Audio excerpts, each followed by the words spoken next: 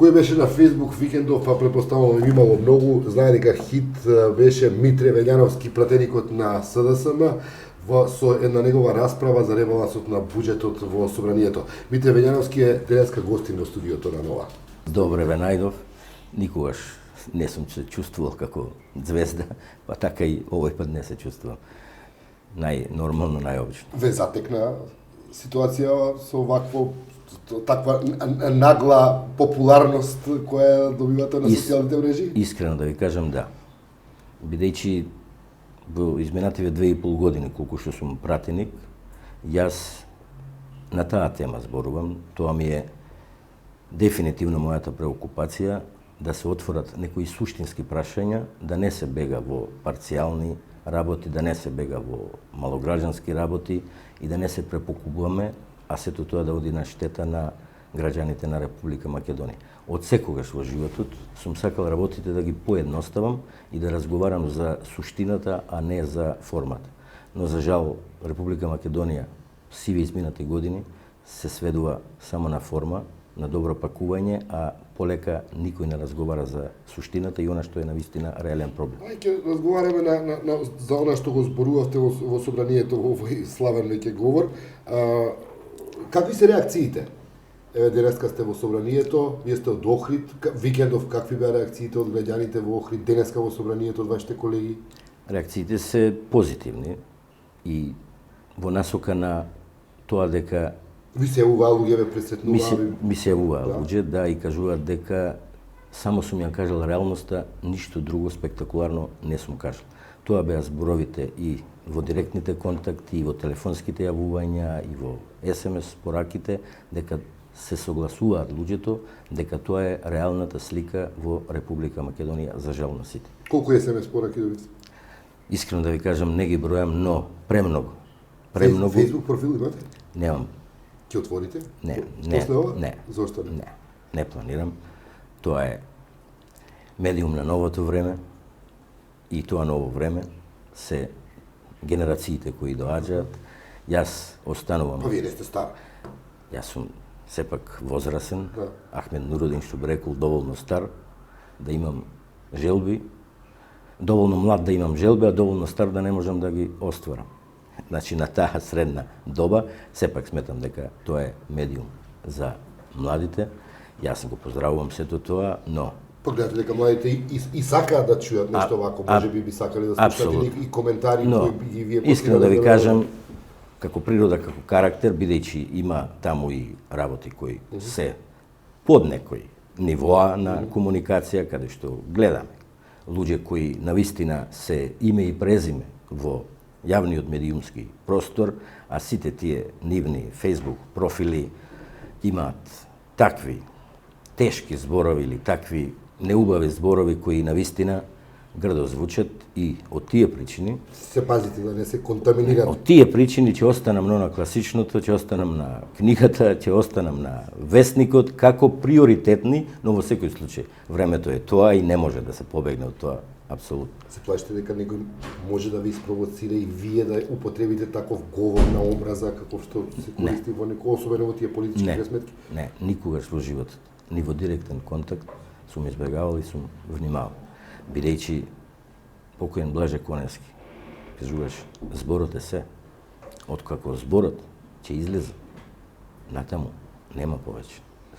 Кажете ми, денеска во собранието, вашите колеги, добро, предпоставам честитки од оние од СДС. За жал, само од СДС. За жал. А искрено, после толку реакции од неопределени луѓе и луѓе кои сами се изјаснуваа дека гласале за другата политичка партија, ми честитаа на реалноста, очекував барем еден од колегите да каже дека се согласувам. Не мора со целиот говор. Се сретнавте утре во собранието? Апсолутно. И овој говор не беше вчера или не беше завчера, него минатата недела. Имаше доволно време еден да каже. Ме интересира дали се од ВМРО ДПМН колегите изненадени што тоа не настана хит. Не знам, навистина не би можел, но човечки очекував, бидејќи не зборував за клевети, не зборував за партиски припадности, зборува буквално за сите. поставив само едно, единствено прашање. Најчовечкото, дали македонскиот граѓанин во 21 век живее живот достоен на човек? Апсолутно, јас сум уверен, а за тоа и во говорот, а има и уште многу други аргументи кои говорат во прилог дека во овој изминат период од 22 години ние не одговоривме на најсуштинското прашање. Уште само нешто околу реакциите. Дали очекувате дека ќе бидете изложени на дискредитации во наредниот период со оглед на очигледната преку ноќ зголемена популарност, радикално зголемена? Човечки не... Знаете што се случува во тие препукувања во јавноста, вашиот лидер Заев беше изложен на дискредитации од најразлични човечки не очекувам, бидејќи такви мисли никогаш во животот не ми пажале.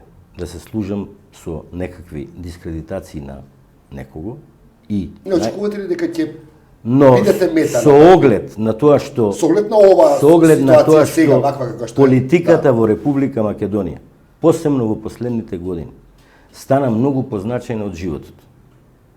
Далеку е над животот. Ние сме сведоци. Децата, првите зборови, што ги учат да ги изговорат, веќе не се мама и тато, туку се имињата на лидерите на политичките партии. Според мене, тоа е жалост. Место да одиме кон деполитизација на животот, тоа подразбирам се во оваа држава, како што се во нормалните држави. Пред некое време читам некои анкети во Швајцарија, повеќе од половината од населението не го знае името на председателот на државата, не го знае името на премиерот. Кон такво општество се срема. Кон деполитизирано општество и општество на среќни граѓани. Но за жал. Вие сте од Охрид, господин Велјановски, дали го изгубивме човечкиот контакт? Дали луѓе кои припаѓаат или гласаат за еднија против други и обратно, дали се во можност да разговараат нормално? Не, апсолутно не. Што се случува во Чаршија, во еден град, во едно место помало како што е Охрид, Скопје е малку може би друга ситуација. Верувајте, во внатрешноста велат дека не може веќе таа поларизација на партиски линии е прилично загрижувачка. Фамилијарна слава веќе не може да биде тоа што било некогаш. Единствената тема на разговор е политиката. Јас имам визита сега пред некое време за Митровден. Навистина ги молев пријателите, дајте да разговараме за човечки теми. Дајте да слушнеме нешто убаво во оваа држава. Не може. Искрено да видам. Сем пијан човек, насмејан друг немам виден. Одавна немам виден. Пријател ВМРО-вец имате? Се трудам да имам. Се трудам да имам, но не е тоа, бидејќи диалогот се сведува на политика. Животот е поклопен од политиката. И тоа е жалосна констатација, барем за моите сваќања на животот. Ние имаме еден живот. Еден живот, и тоа го споменав и во говор. 22 години е 1/3 од просечниот живот во Македонија. А и тој просечен живот е толку поради политиката, поради се ова што ни се случува. Луѓето се преплавени со грижи. Размислуваат за својата неизвестност, за иднината, неизвестноста на иднината на своите деца. И тоа е факт, и од тоа нема бегање. Тоа е сликата на Македонија. Господин Велјановски направи впечаток во вашето излагање. Прилично често користите прво лице множина. Вие велите ние. Ставајќи се и себе си, предпоставувам, искрено во тоа ставај и сопствената партија. Апсолутно. Секој, ќе повторам тоа што кажав, што се одзива на министер, премиер, пратеник, функционер, тој има одговорност. Нема да барам вага и да мериме кој колку има одговорност. Мојата цел е да го смениме кодот, да ја смениме матрицата на размислување, да го ставиме на вистина, искрено, во центарот на вниманието граѓанинот. Тогаш ќе можеме да зборуваме за политичари кои ќе остават трага во едно време. Се друго е минливо. Се друго ќе се запише со да не речам, Велите, неубави букви. направивме ние, значи прво лице множина употребувате, направивме големо ништо. Ова е само критика. Ова е и критика и самокритика. Да. Тука ги ставам сите тие што биле на некоја функција. Пред се, обраќајќи им се на пратениците, бидејќи ние сме одбрани 123 кои со нашите два прста носиме одлуки од животен интерес на граѓаните во Република Македонија. И искрено да ви кажам, се ова што ни се случува е резултат на невидената политизација и невидената битка за гола власт. Апсолутно. Трошка искреност да има, се ова може да се поправи многу брзо. И да тргнеме. Основното прашање да биде како да изградиме правично општество.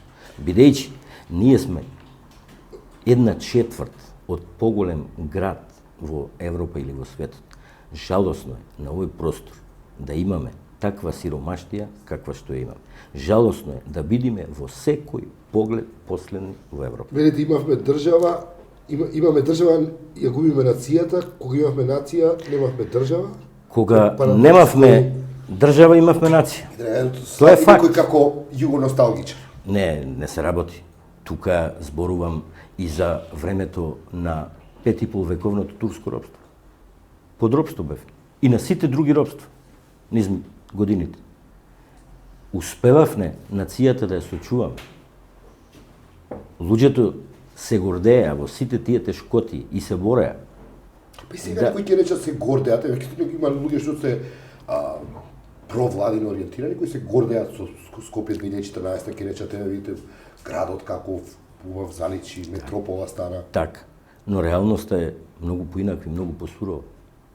Секој ден наши деца, најмладите, најпаметните, тие што можат, заминуваат. Ќе останат само тие што не можат да заминат надвор.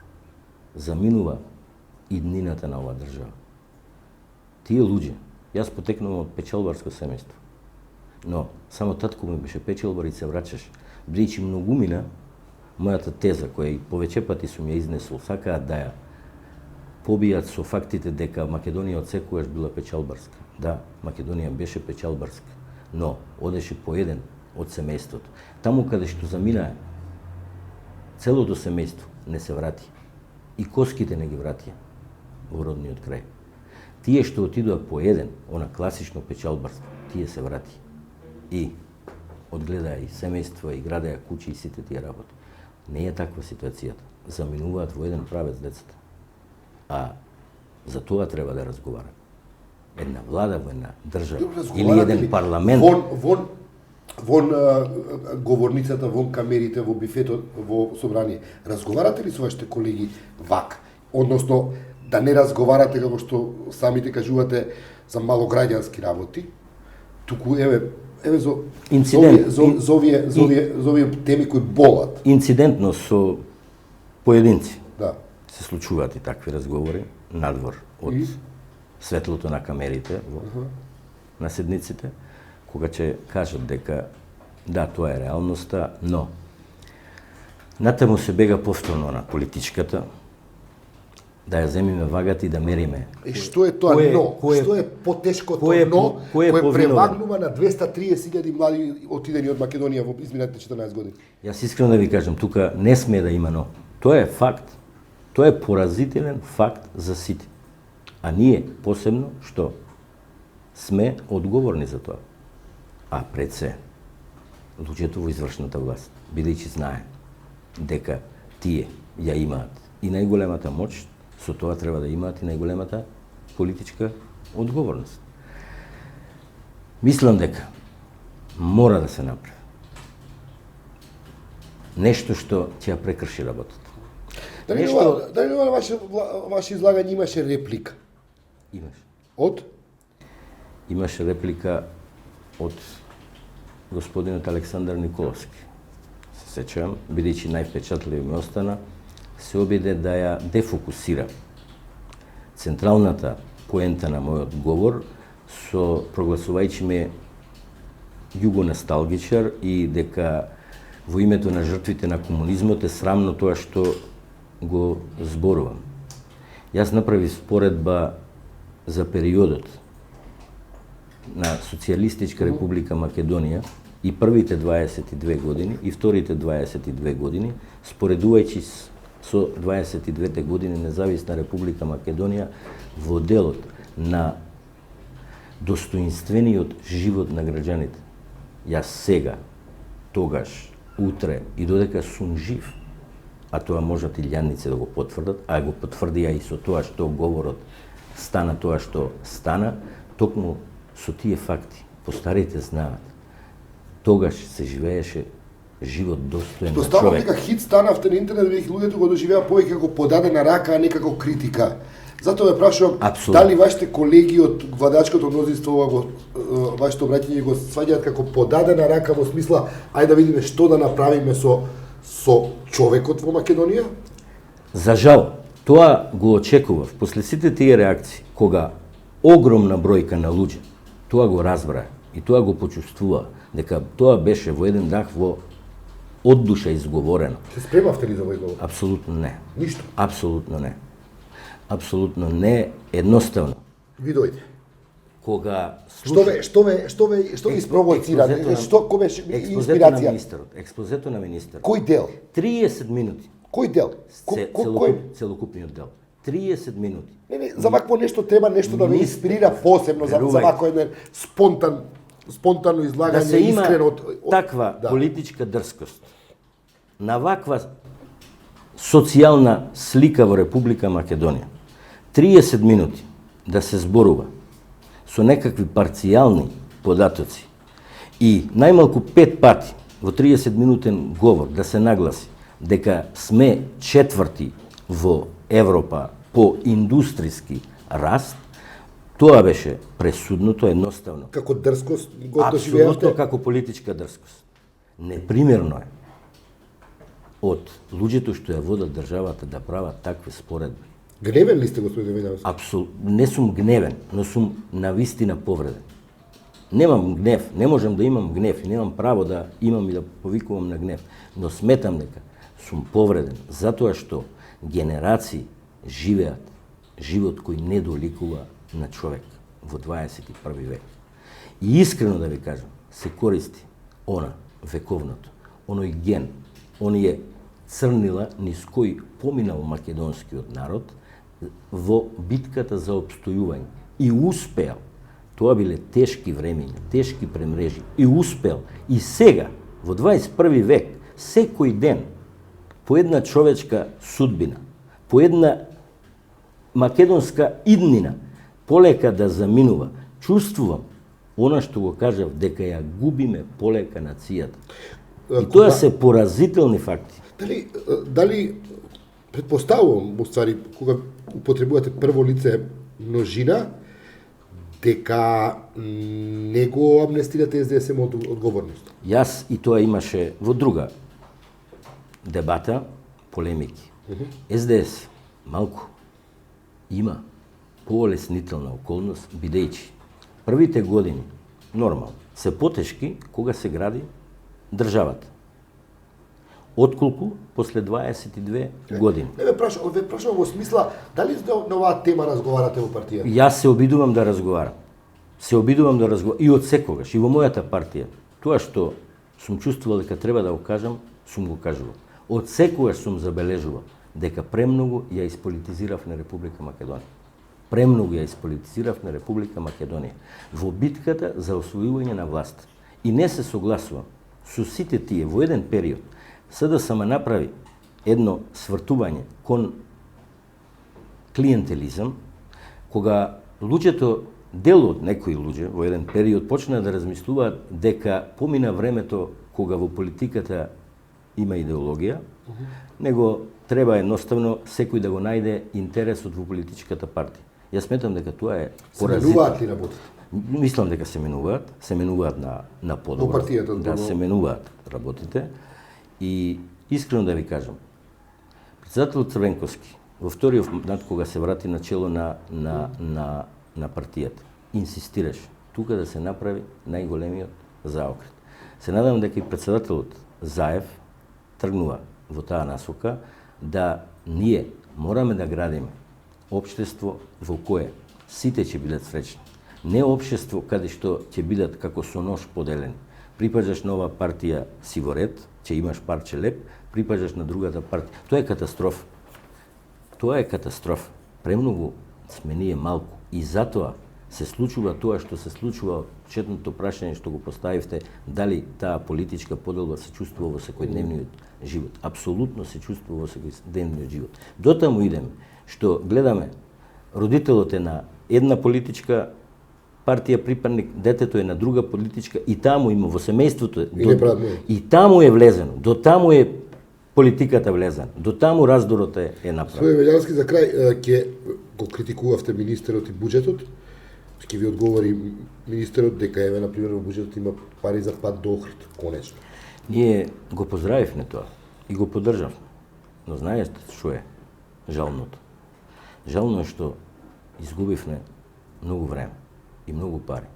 И друго е жално. И тоа мора да се прозбори. И тоа ќе му одговорам на министр. Да, после 8 години власт, после толку многу потрошени пари за Скопје 2014, ни текна да правиме автопатишта. Но знаете што е иронијата? Со заеми правиме автопатишта. Двата автопатишта ќе се градат. Се со заеми. И ние дебатирав и тоа. Повеќето од половината пари ќе се вратат во Кина, бидејќи изведувач ќе биде кинеска фирма. А нашите пари ги дадовме? А нашите пари ги дадовме за бродови, за врби. Тоа бегање од тоа нема. Тоа е грешка. И додека таа влада тоа го смета за успех, се дотогаш ќе бидеме во лавиринтот на неизбежното пропаѓање и одење надолу, а не свртување кон иднината. Тоа се факти. Не може никогаш да се сложам со никого што сопствените пари, а ова власт пари, што викаат нашите кај нас во Дебрц, од камен извади пари. Ги извади парите на луѓето и од перниците ги извади. Буџети од по 3 милиарди евра. То се огромни буџети. Со нивното доаѓање дојдоа, направија навистина. Фискална дисциплина направија, но претераја. Сега одат во друга крајност. Од кога и од таму ги исцрпеа парите, одат сега со казни. 40, 50, 60 милиони евра секоја година се зголемува приходот во буџетите од казни. До кога ќе се оди? Ќе се стиска, едноставно ќе пукне. И затоа не се согласувам. Домашните пари да ги трошиме за луксузирање, за нечии хирови, за силување на историјата, а пари од заем да земаме за спортски сали, за медицинската опрема, за автопатиштата. Кај води тоа? Ви благодарам и лайк и од мене за вашиот одговор. Ви благодарам и јас.